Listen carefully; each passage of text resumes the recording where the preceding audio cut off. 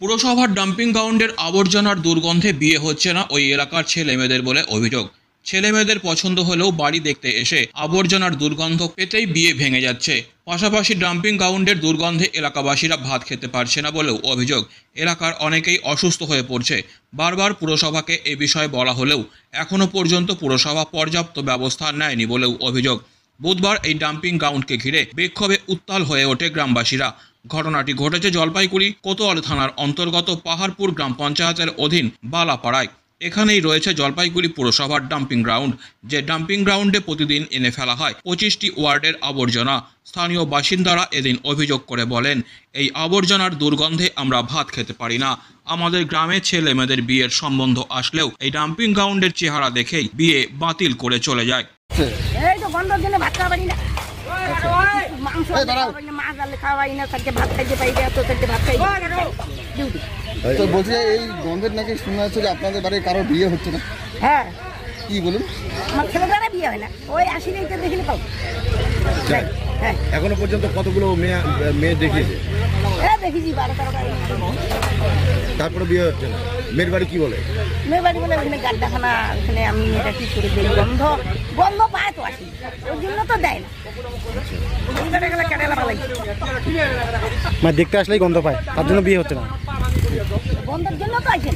কি নাম আপনার? নাম কতবেলা রে এই ছেলের বিয়ে হচ্ছে না, এই যে এইভাবে ছেলে পড়ে আছে, তাদের চিন্তায় রয়েছেন। তাহলে চিন্তা না কার, ছেলেটাকে বিয়া দিলে আমরা মরি গেল তো শেষ। অন্যদিকে শহরের বাইরে অবস্থিত এই ডাম্পিং গ্রাউন্ডে পৌঁছানোর জন্য পিচের রাস্তা নির্মাণ শুরু করেছে পুরসভা। এদিন সেই রাস্তা নির্মাণের কাজের মান নিয়েও চরম উত্তেজনা দেখা দেয়।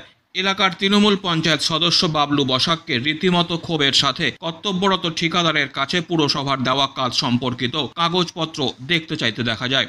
তাকে বলতে শোনা যায়, ডাম্পিং গ্রাউন্ডের জন্য যতটুকু জমি পুরসভা নিয়েছে তার কাগজ দেখাতে হবে এবং গার্ড ওয়াল দিতে হবে, তারপরেই আবর্জনা ফেলা যাবে।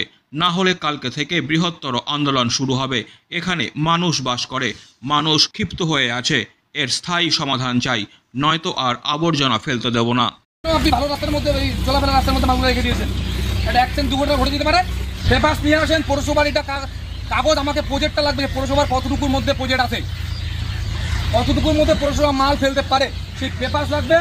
আর পার্মানেন্টলি সলিউশনের জন্য যতটুকু পৌরসভার জায়গা নেওয়া আছে ততটুকুর জন্য পার্মানেন্টলি সলিউশন একদম গার্ডওয়াল লাগবে, তারপরে মাল পড়বে।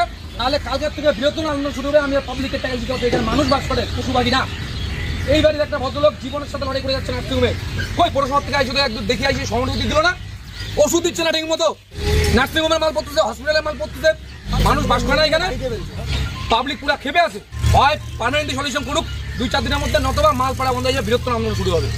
আমি আমার কথাটা হয়তো আপনাকে হয়তো বোঝাতে পারছি না, নাকি আপনি বোঝার চেষ্টা করছেন না। আমার কথা হলো যে আপনি যে কাজটা করছেন, আপনাকে নিশ্চয়ই ড্রয়িং দিয়েছে, আমাকে কোনো ড্রয়িং দেওয়া হয়নি। আপনি আপনার মতো কি কাজটা করছেন না? তাহলে কার কথা মতো করছেন? ঠিক আছে, এই কাজটা কি সিস্টেমে হয়? বলুন, আমি কেন, আমি কি করতে পারবো এখানে? আপনাকে যেহেতু আমি বললাম যে এখানে কি সমস্যা শুনতে আসছেন, আপনাকে আমি কি বললাম, যে আপনাকে পাঠিয়েছে তাকে ডাকেন। আপনি কার ওটা এখানে কাজ করলেন? তাহলে আপনি কাজটা করতেছেন কেন? আপনি একটা প্রজেক্টে কাজ করতে আসছেন, আপনি পেপার দেখবেন না? আজ ওইটা পৌরসভার প্রজেক্ট কিনা, কাগজ কই দেখি, এটা যে পৌরসভার কাগজ কই দেখি, কাগজ কই? Disclaimer. This channel may not promote any violent, harmful or legal activities. All content provided by this channel is meant for an educational purpose only.